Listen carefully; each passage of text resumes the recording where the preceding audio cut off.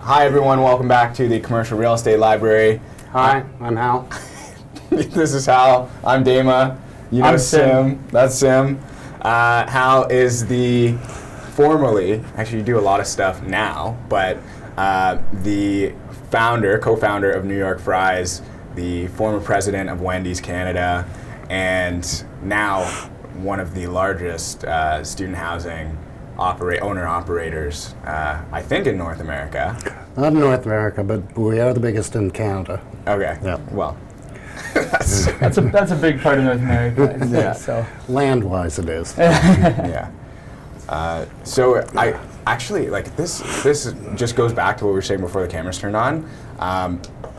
There's not too much information about you. So what, like, just from the beginning, where, like, are you from? The first New York Fries was from Brantford, right?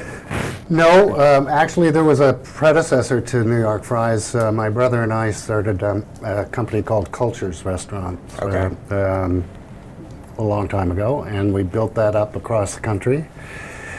And about eight years after we started Cultures, I saw one New York Fries in Yeah. New York City. Yeah. So we bought the rights to Canada then, and then a year later we went back and bought him out, and so we had everything. But the first chain was Cultures.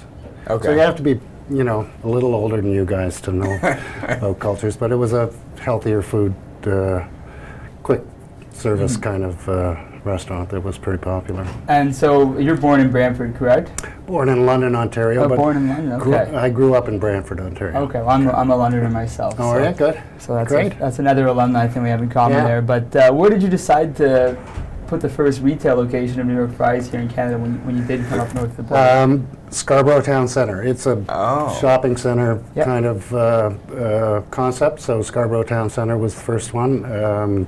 Big shopping center. Yeah. We were lucky enough to get a great location in there, and it took off immediately. It was a great little concept. And Cultures was a fresh food concept, so we had to make everything on site Yeah. every day. New York Fries was incredibly easy. It was like a dream going from one to the other. But Brantford did have chip wagons, and that's where we sort of got the idea of doing something, on a broader scale, and found New York Fries in New York City, and the rest is history.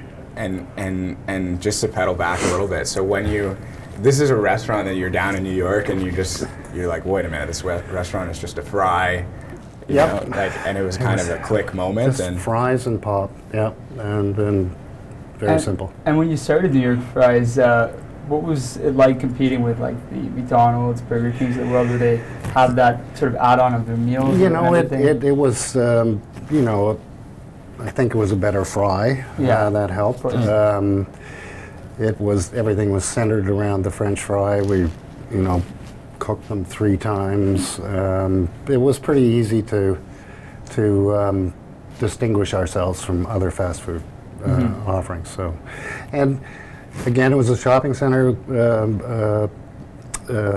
type of thing, and so there wasn't really McDonald's in there. A&W would be Right. the only other, seller of French fries in a food court. Huh. So it's pretty easy, and then of course it grew to poutine and all kinds of things. But Yeah. ultimately, still a pretty easy concept to execute. yeah. Speaking of shopping centers, and I know right now you're currently more involved in the student housing side, but your brother's still operating on the New York Fries side, is that correct? No, he sold it. We both sold sold it it. off? Okay. About Yep. 4 years ago to Kara. Yeah. Apparently, it was 4 years ago. And he has. We both had South Street Burger, which Yep. he's, I think, closing in February. Selling in February. The There you deal go. is closing. Yeah, in no. February. But it's more him than me. He. Back in the day, I was running Cultures, and my brother was running New York Fries. So we had those two concepts. And So my question in regards to that is that with enclosed shopping centers, we're seeing a lot in Canada here, especially in non-core markets like London or Brantford, a bit of a downfall in terms of tenancy, there's some big name retail tenants moving out. Yep. So what's your take on sort of the enclosed shopping centers going forward and how that would affect fast food businesses or other businesses that are in the retail sector within those malls? Well, they've been calling for the downfall of shopping centers for a long time now, and it's a little different in the U.S. where there's so many more of them, but in Canada, the shopping centers that we do have, the enclosed shopping centers, are destination locations. And where they've lost some of their big retailers and fashion retailers, they've been able to infill. It's more of an entertainment proposition than anything else. And our weather plays into that pretty well. Yeah. For the first time in 20 years, my brother, when he sold New York Fries, was getting a little down on the shopping centers because food, which has become more prevalent in shopping centers, always pays the highest rent, and so it was getting more and more difficult to make money, and my assumption is that's the case today. So can we pedal back to sure. At the time when New York Fries was born, you said you had eight of these other, you were growing the other business. Yes. Right? Can you tell us a little bit about how you opened up the first shop, and then what was it like getting to the second shop, and was it a franchise model, and how did you decide what to put on it? Cultures, is that what you're talking Yeah. about? Well, we started with one in London, Ontario. Yeah. The shopping center is no longer there. Westmount? No, it's right downtown. Okay, It was called the London Arcade, and it's not even there anymore. Yeah, I don't know what that is. And we opened up in there on the basis of frozen yogurt, believe it or not, as a healthier alternative, and then we started building salads and soups and baked goods around that. It didn't go well. Really? No, it didn't. And it didn't go well for about 7 or 8 years, but we kept expanding. How old are you at the time? I was 25, my brother was 21, so we were full of everything but knowledge. So it took us quite a while to figure out. As opposed to us 25-year-olds. Well, I'm sure you're much smarter than we were. But we had passion, and we were firmly convinced that this was going to be a national phenomena, and everybody was going to love it. And it took quite a while to get to that point. And we expanded with Cadillac Fairview, and we made a few mistakes here and there, but over the years, finally sold it to a grocery chain called Steinberg's out of Quebec, the equivalent of Loblaws. We never closed a location. We had a very robust franchise system, and it just worked well. What was that?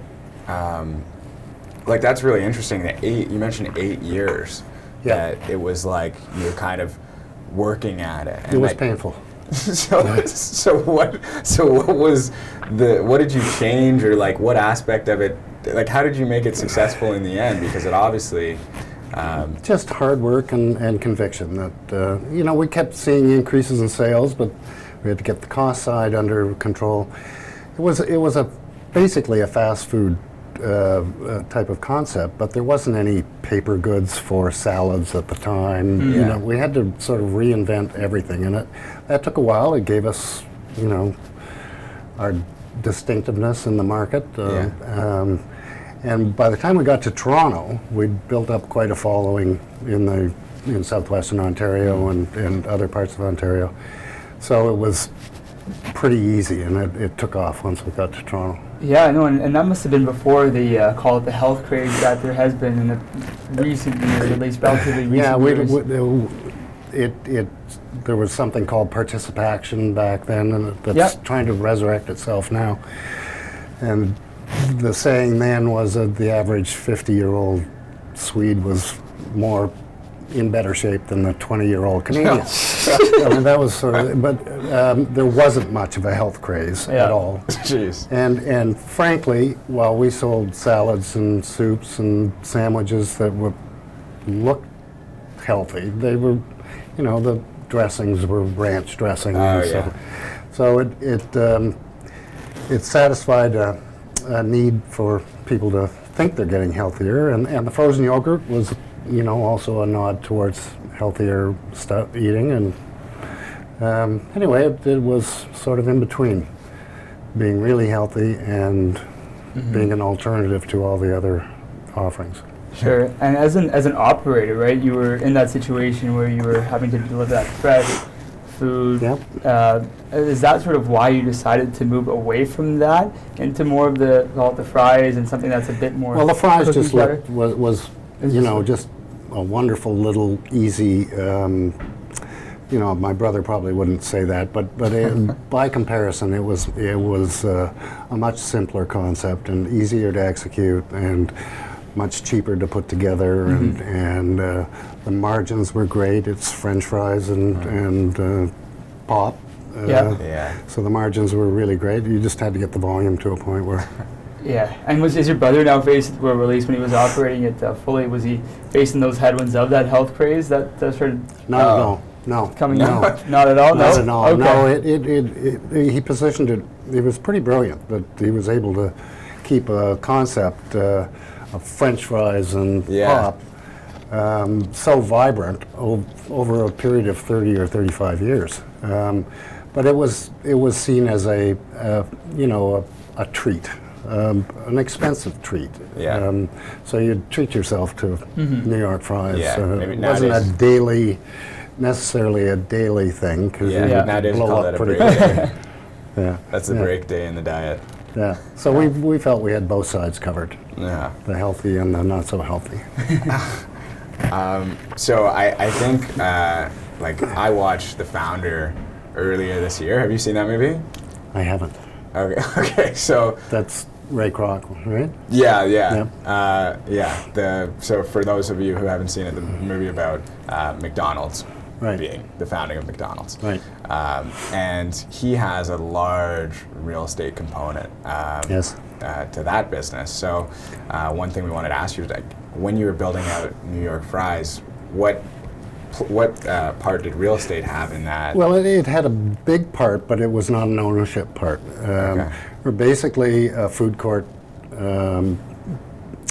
player, and we had to ensure that we were at the entrance to the food court. We wouldn't go deep into the food court because we'd lose too much, and we wanted the passing traffic and all that sort of stuff. Yeah. So, you know, while we weren't buying any real estate, we spent a lot of time trying to get the right location, and you know, we were able to do that as we got better and better, because we had a track record, and you know, there aren't that many big players in the shopping center business. So once you showed yourself to Cadillac Fairview or Cambridge or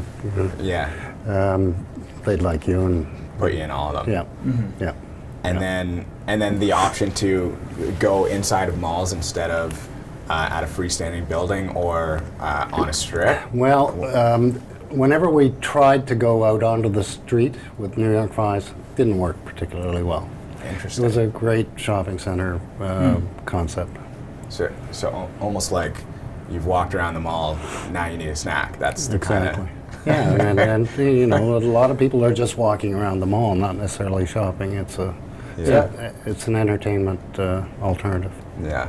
So that decision making in terms of finding the proper place to lease, let's say you're wanting to go into a shopping center in a specific area, how has that sort of decision making process changed now when you're Good question. looking for acquisitions on the student housing side, and exactly sort of what are you doing right now, first of all, and walk us through a little bit of that. That's a hell of a segue. Well, you know, real estate within our portion of the food business wasn't our number one concern, but it was pretty close. Yeah.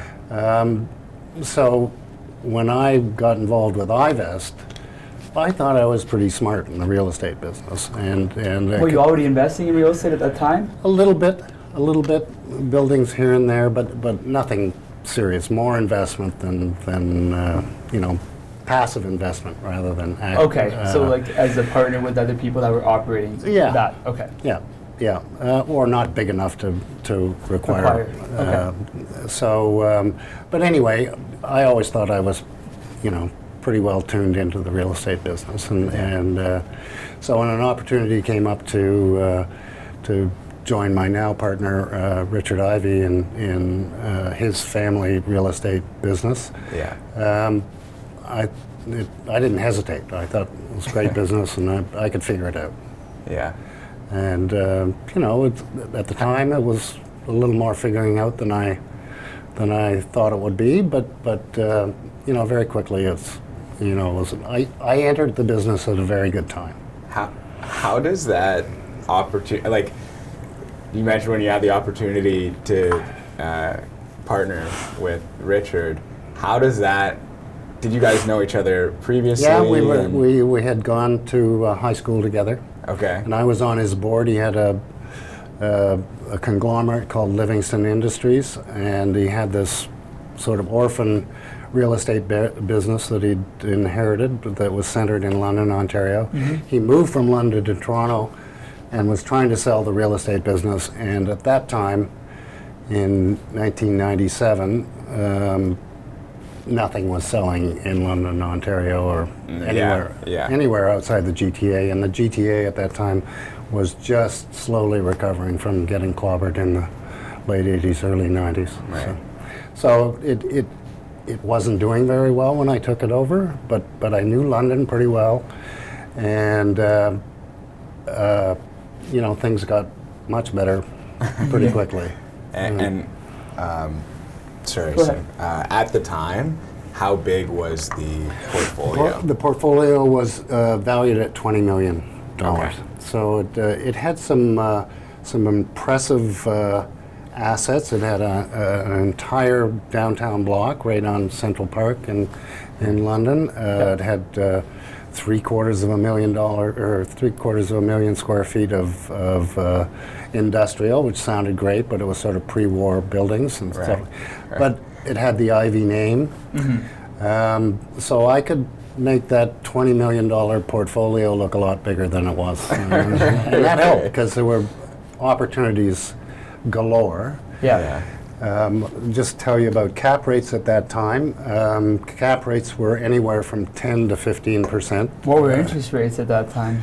About 7 or 8%. Nothing was selling, so vendor takebacks were very common.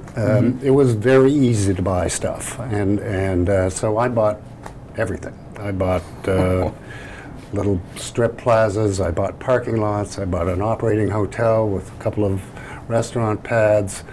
Richard would say that it was the most unfocused real estate portfolio ever, but the yields were fantastic. Yeah. Actually, you could actually model it out, right, as opposed to nowadays. No, I wouldn't buy anything unless I was getting close to 25% return on cash invested. That's ridiculous. It's ridiculous by today's that's great. standards. Now, it was outside of the GTA, and people weren't buying stuff outside of the GTA, but I told them that we may never be able to sell this stuff, but it's going to be great cash while we own it. Still there, right? Yeah. In the end of the day. Yeah, and like, so it sounds like a phenomenal opportunity, and with hindsight, you can say that was. No, if I'd been smarter, I would have bought a lot more. But at the time, a lot of risk. How do you be confident in your decision there, and what was it? Like, it sounds like you kind of just jumped right into it. I did. In my first month, I bought a pretty good strip plaza in the Masonville area. And it was, at that time, owned by a vulture fund, there were lots of vulture funds as a result of the real estate crash in the early 90s. Yeah. And they just wanted to get rid of it, and I happened to be there, and there was some vacancy, but during due diligence we filled it up. So things started going like that. So at that point in time, it was pretty much solely focused on London, Ontario. Is that London correct? and area. An area, Yeah, let's yeah. say. Like, Southwestern Ontario. okay, Southwestern Ontario. Yeah. And when did you guys decide to sort of expand above and beyond that geographic We did, area? actually. We did. Okay. After about 5 years, I got a visit from a young guy called Ray Stanton, who was in the student housing business out of London, Ontario. And he had built or bought from duplexes. He sort of graduated his way up the scale. He had about 1,500 beds when he came to see me, and he'd run out of friends and family to finance them.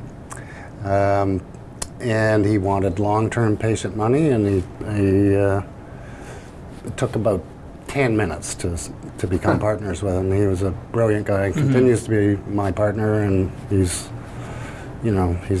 brilliant. What was the pitch that got you? Well, he had 1,500 beds, so that was pretty easy. He also was constructing, doing his own construction. Yeah. Which makes a huge business in a huge difference in the real estate business. If you can build your own stuff, you can do it a whole lot cheaper than going out and hiring Elliston or Acon or whatever. The margins are considerably different. Yeah. So he had a couple of sites right at Western, right beside the Ivy School. The of red Business. bricks there. Yeah. That was the first building. There were 220 students in there. My responsibility was to come up with the equity to do the construction financing, and then we'd see what happened on takeout financing.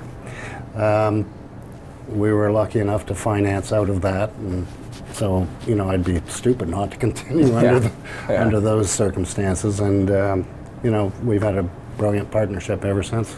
Wow. And why? What about student housing is so exciting?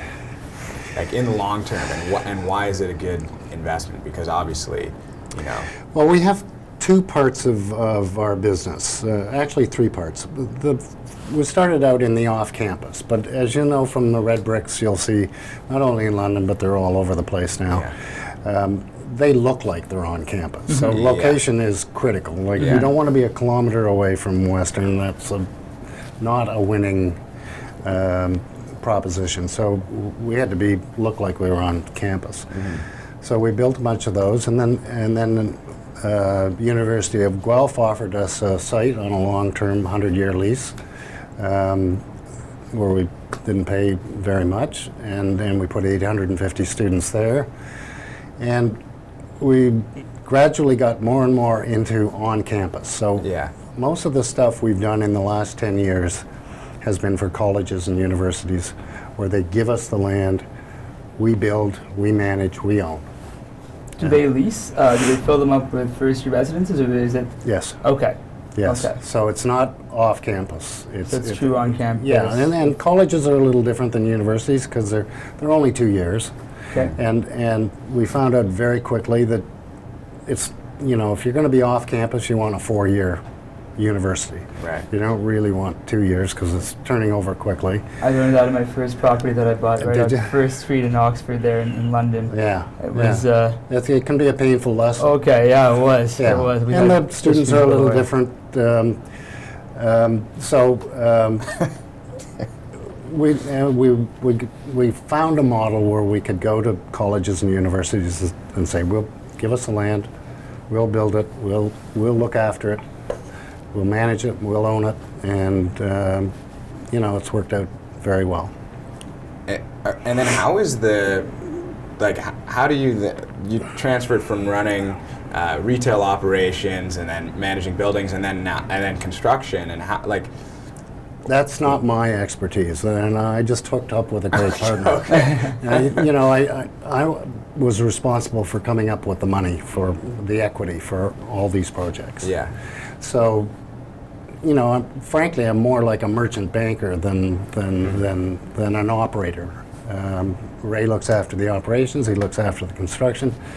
And so that's his side of the bargain. Mine is coming up with the money. So do you guys do sort of there's obviously a few different ways you could structure the equity. Are you guys typically doing like an LP GP, where you guys are the GP and going up to different LPs, No, friends it's and families? just we have been very fortunate. There's just him and me. Okay. Okay, it's a 50-50 deal. He does what I just told you, and I Yeah. do what I do, and we It put works. that in a little silo. Once we've done Yep. it, we move on to the next one. Okay, that makes sense. Yeah, And we haven't required, other than mortgage financing, we haven't Yeah. required any outside capital, which Oh, that's good. has been great. That's good. Have you guys ever thought about sort of pulling that book that you have together and taking that book public? We're or- probably big enough to be a small REIT. Yep. But you know, you had trouble finding stuff about me. You'd have trouble finding stuff about Ray Stanton as well.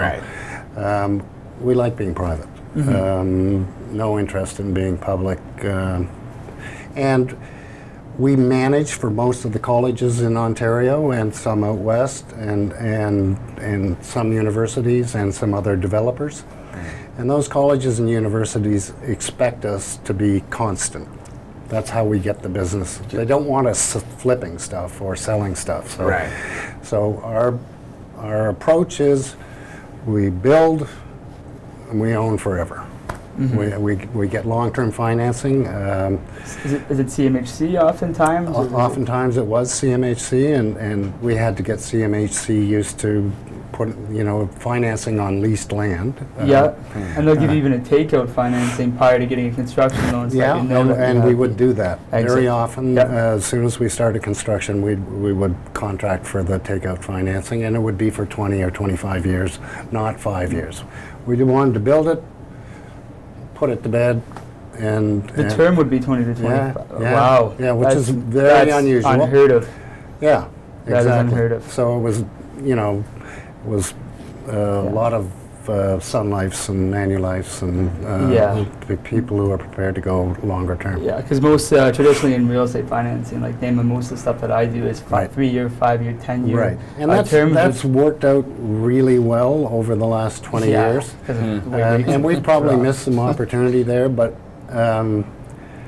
we probably would have got a little reckless too. You'd be Yeah. refinancing and Yeah. taking money out and And- being very happy about it, but Leveraging up. this That's way we what's felt happened. like we could sleep at night, and we've been at it now for 17 or 18 years, and that first one in London is coming up sooner rather than later, and it'll be all paid off, and so from that standpoint, they're great assets to hold.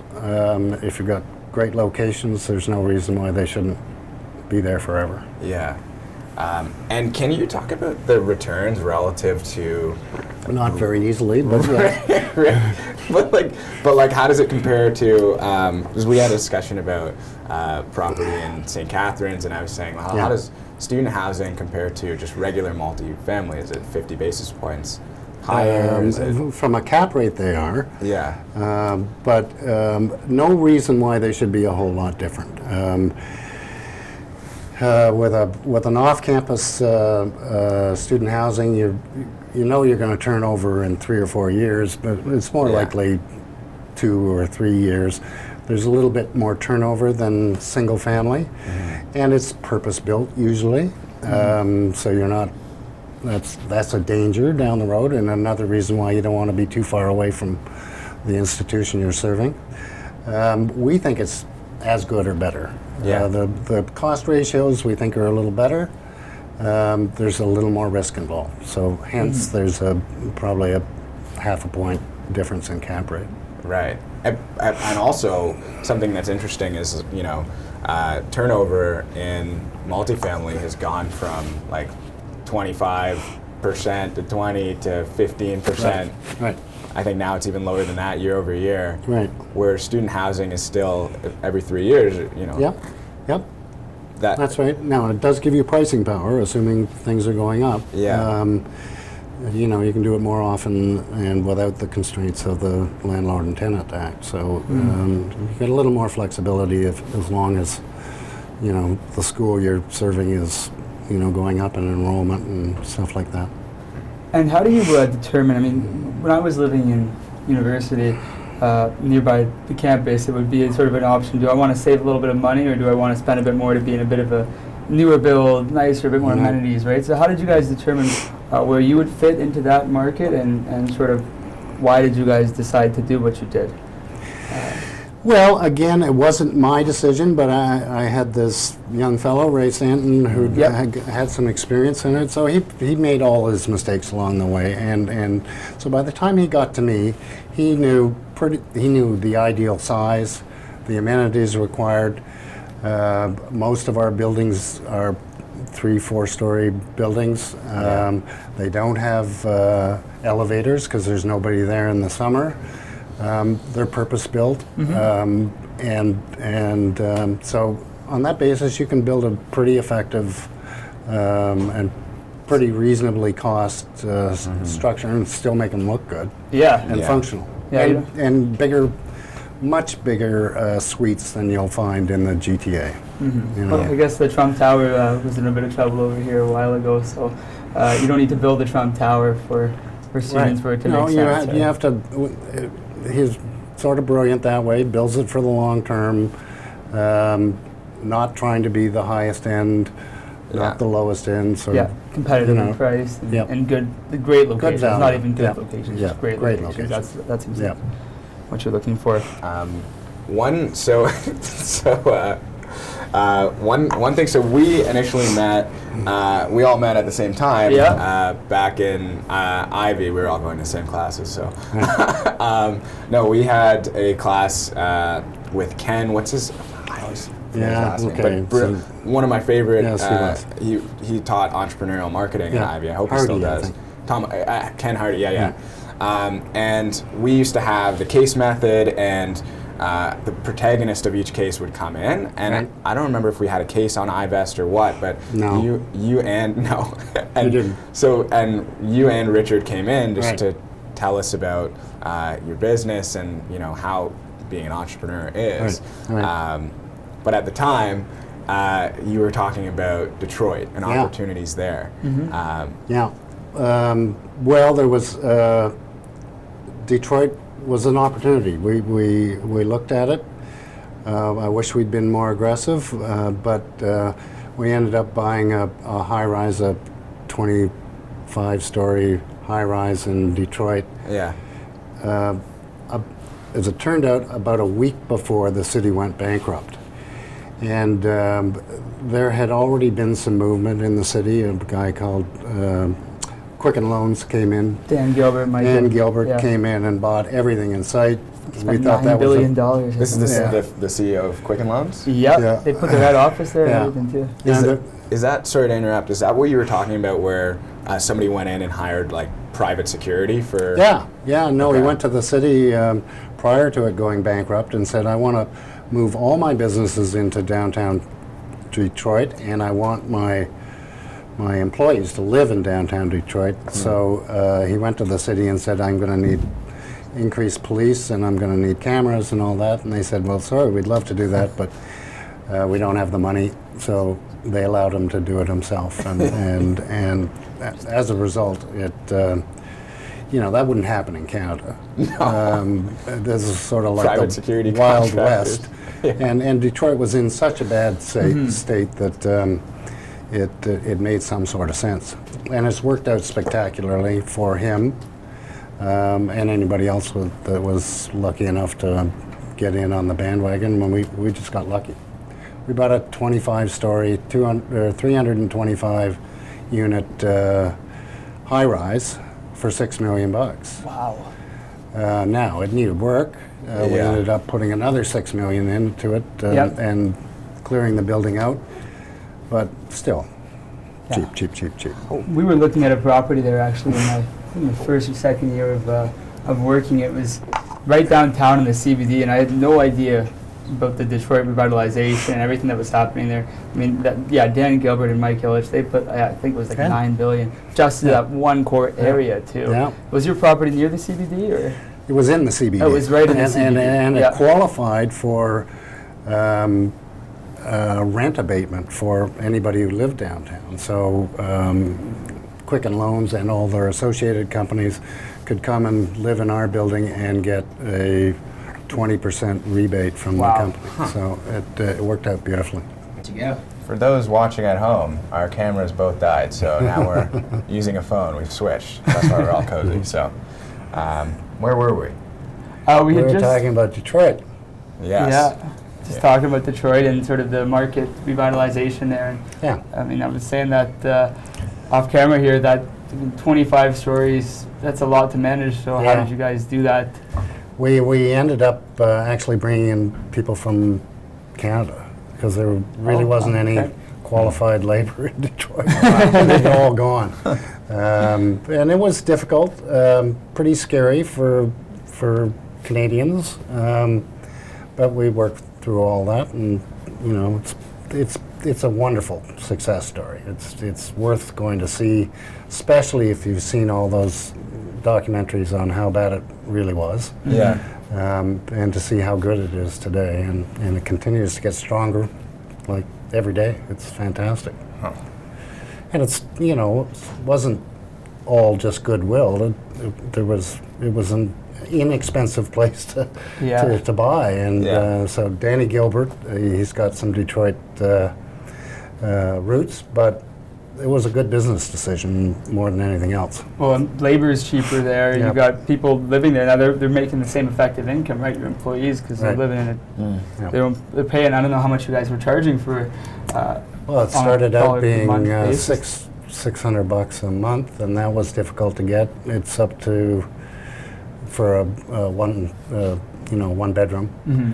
It's well over $1,000, and downtown it would be comparable to Toronto, because there is no downtown residential in Detroit. It's just now.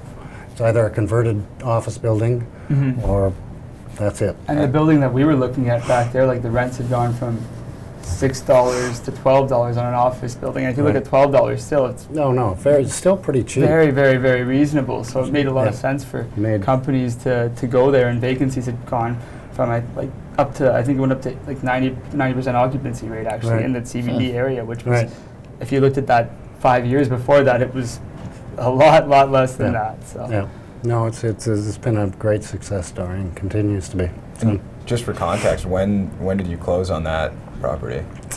Well, I'll get the year wrong, but you know, if you look it up on Google, whenever they went bankrupt, we bought the week before. It was just lucky, really. And when it went bankrupt, unfortunately, it caused a lot of problems for you know, ex-city employees and stuff like that. But it did give the city a reset, and where they could not respond to fire or police or anything beforehand. They all of a sudden had money to do that stuff, and you know, in contrast to Toronto, if you wanted a building permit or something like that, you'd call up and they'd say, "Fine, we'll send it over." How much do you want to build? Yeah, build more, please. We have some extra space. It's on Lafayette Park, and we have some extra space where we could build an extra building. We call up the city and say, "Well, we'd like to build," and they say, "Well, okay, when do you want to get going? Well, you know, what can we do for you?" A little different than Toronto. Even since Korea, I mean, Greg Romont was telling us that the timeline just in the U.S., not Detroit aside, which has had its issues, but even in other states and jurisdictions, the approval process timeline, the construction process timeline, everything is streamlined. Right. Do you face the same hurdles that we face here in Toronto when we're looking to sort of add units, when you're doing the same thing for student housing or for something? The student housing business is sort of, you know, it's institutional, really. So it's much better than private. But I'm building an little office up in the Laird Eglinton area, and it's painful how long it takes and how much you have to go through to renovate a pretty small building. Right. Do you see, I mean, that was a very unique scenario down in Detroit. Do you see any place where there's similar opportunities in wherever? Well, no. I mean, that's the very worst example of, but you know, there's been examples of other U.S. cities. I think Buffalo's making a pretty good comeback. Cleveland has made a pretty good comeback. Phoenix has made a fantastic comeback too. Yeah. So there are opportunities. You know, the U.S. is a little more all in or all out. You know, when things go bad, that's the time you should go in. When things are, they usually get a little overheated. They're a little more entrepreneurial than we are here. So they tend to be a little too exuberant at times, and that's back in the 2008-9 area. There were wonderful bargains in the U.S. and we bought some student housing in the U.S. and I wish we'd bought a whole lot more because it was incredibly cheap. Yeah, and even just from the, you said the U.S. has a lot of sort of more risk and it's more reward in some ways too. Right. But from just a financing perspective, we would go to these mortgage banker conferences down in San Diego every so often, and it was just incredible the way that they look at deals and structured finance, and everything is non-recourse, which sort of is completely uncommon here, especially in the more private real estate market. But one thing that we noticed was just that it seemed like they were willing to take more risk in a lot of situations and charge for that, and go up to leverage points that would just be strange to us. Banks would be giving equity money, and equity guys would be loaning on debt, which is not the same over here. Yeah, and actually in the financial meltdown, our conservatism probably saved our bacon. Right. Literally. Saves your Canadian bacon at least. So. The one thing, because we should wrap this up. Just it's been we're over our time. Okay. So we haven't asked you too many questions about Wendy's. Yeah, Wendy's was great. I had been running Cultures. I started another business after I sold Cultures, and it was a retail or a fashion business that I have great respect for fashion retailers. Greater respect now? Much greater respect.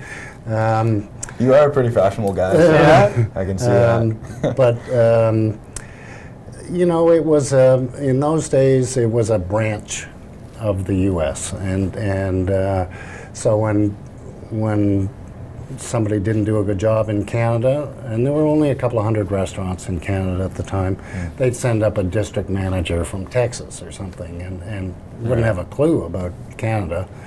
And it had a pretty big franchise system and it wasn't being looked after properly. It had been losing $5 million every year. So they finally decided that they wanted a more entrepreneurial head of the company and a Canadian. So they found me and I spent 3.5 years there, and you know, up until the last part it was absolutely fantastic. It gave me an appreciation for a public company, the urgency involved in the quarterly earnings and all that sort of stuff, which you don't often get as an entrepreneur. You know, you tend to, maybe took us 8 years to get Cultures going. You tend to take a little longer horizon, and you don't have usually the same kind of urgency. But like at the end when September's coming up, you're just thinking like, oh, you're on the horn with every regional manager. We got to sell more burgers. Well, there are downsides to it, but overall it was a wonderful experience. And I was around when Dave Thomas was around. You guys probably don't know that, but he was the starter of Wendy's, and he was a wonderful pitch man. He was very, you know, he basically resurrected the company based on his TV commercials. It was fun. What we are constantly pitching in our businesses, brokerages. So what about his pitch was so inspiring? But he just was pretty grandfatherly and very plain spoken. It took the advertising agencies literally years to get him to stop saying business. Business. Mind your own business. Yeah. He didn't have much of an education. He was he cooked during the Second World War on a ship. He was Colonel Harlan Sanders' first franchisee, and then went out and did his own thing. Square Wow. Hamburgers. I did not know that. Yeah. Holy. It's all in the family there. And That's then awesome. I hooked Ron Joyce of Tim Hortons up with them, and they were both two peas in a pod, and they got along beautifully until they didn't. But it was a pretty good marriage of two great entrepreneurs and like-minded, aggressive, good guys. Wow. Awesome. We Maybe get could go some into a personal lot. stuff. Yeah. Yeah. No, just a little bit. Going Okay. This I just don't want to skim over this because Gould Outdoor Advertising is also. Yeah, it was my father's business. It was centered in southwestern Ontario, from St. Catharines and the Niagara Peninsula down through Kitchener-Waterloo, London, Sarnia, and it was his business, but at the same time he was running a company called Mediacom that was the biggest in the country. It was American-owned, and his business sort of suffered while he was running the much bigger thing, and then he died very young, 49 years old. And it sort of floundered for a year or so, and then I went to take it over, and I was 25. What were the biggest lessons that As you're your running father cultures. taught? Yeah, wow. That's And a starting lot. New York Fries. Yeah. What were the biggest lessons that your father taught you? What was called the biggest? Well, you know, my brother and I both often lament the fact that we would have loved to have a father around. Now it probably helped us grow up a lot faster and to learn stuff without the benefit of his knowledge. But he was a great guy, and missed that opportunity. Lucky enough to live through it. Yeah. And do reasonably well. Quite successfully, yeah. So for guys like us, like Dama and myself, what sort of advice would you give us while we're in our careers? We're doing good, we're doing well, but we want to make sure we're staying on the right track moving forward. How do we do that in the best way? How do we navigate Well, our it path? sounds to me like you're doing the right things right now. It's hard for me because I'm a little older to, I look at you guys and you've got bursting with energy and you're capable. Just keep doing what you're doing. Opportunities will present themselves. Not everybody's, I talk to a lot of young people who want to be entrepreneurs, and quite frankly, not everybody is, well suited to the risk side of things, which doesn't mean anything really. Doesn't mean you're not going to be successful and or wealthy or wherever you want to be in life. But look after your, it's a long life. You're likely to probably work until you're 70 years old or something. Yeah, like that. hopefully longer. Hopefully longer. That's a long runway. So your reputation, your integrity, all that sort of stuff is it'll pay dividends if you keep that up over time. And just remember that things do come around, and so you want to keep your head up and do the right thing whenever you can. One more question on that. From an entrepreneurial perspective, I just started my own company about 6 months ago. Great. Dama is in the brokerage side, so it's the most entrepreneurial thing I think you could be doing. What are the key tips for an entrepreneur specifically? So it's sort of knowing yourself, knowing that we are guys that are hungry, taking risks, and willing to do what it takes to succeed. How do we sort of navigate? What are the key things that you focused on to help grow groups like Cultures, grow groups like New York Fries, grow Ivest? I don't know that I can come up with any great pearls of wisdom. Being passionate about what you do, and keeping your eyes on the goal is critical. And if you're diligent and got integrity and you approach things honestly, ultimately you're going to win. Now, that's really good advice. Yeah. And now I almost feel weird asking this question, but the 3 truths is basically, maybe we'll do the 1 truth. Let's do 2. Let's do 2 truths. Okay, so this is a question that we ask all of our guests. Yeah, I'm sure I'm going to screw this up. You can take your time. It's okay. imagine years from now, you live a very long and happy life, Right. and you live to be 150 years old, and you have lots of kids and grandkids, and everybody loves you and everybody's around you, but it's your last day. And for whatever reason, everything that you've put out, the books that you've written, the videos like this, and all of the information, it's gone.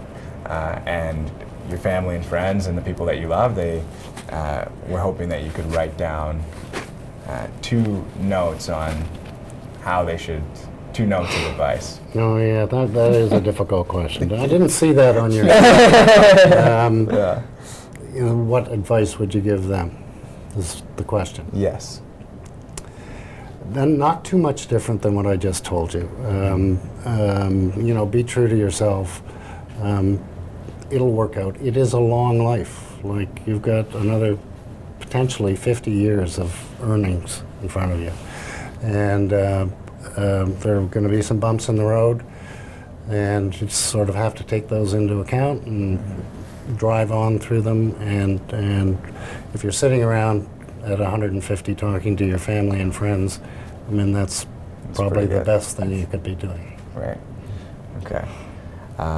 Somebody who actually likes you is. Yeah. They want to sit in the same room as you. So Yeah, they're all sitting there. What is this guy still doing? And I often think what advice I would give to my kids, because they're your age or a little bit older, and you sort of struggle with it. You just sort of have to show them by example what kind of person you are and what kind of a person you expect them to be, and it's not that difficult. You know, it might be difficult to look as good in their eyes, but that's what you're trying to do. Yeah. All along the way. So. I wish we had like 10 hours. We didn't even get to the fiber optic cable. Yeah, that's great. Stuff. Is there anything that people should be paying attention to, or things that you're doing that? I've got a couple of young partners. I've got a board meeting later on today with a company called IQ Office Suites. Alex wanted me to tell you. Right. So I was with him. I would be remiss if I didn't mention them, because they're.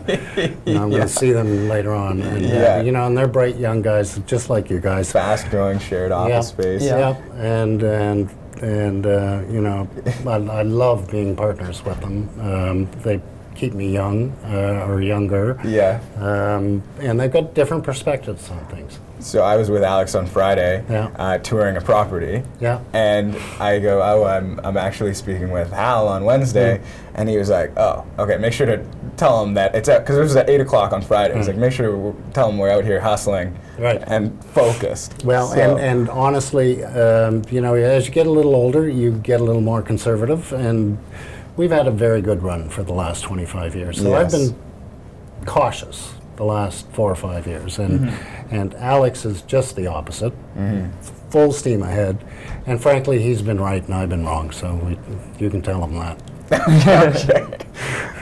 Well, thank you so much. We really appreciate your time. Yeah, it was fun. Yeah. Thanks, David. Thanks, Al. Yeah, it was fun. Did you have fun over there? I did. Good.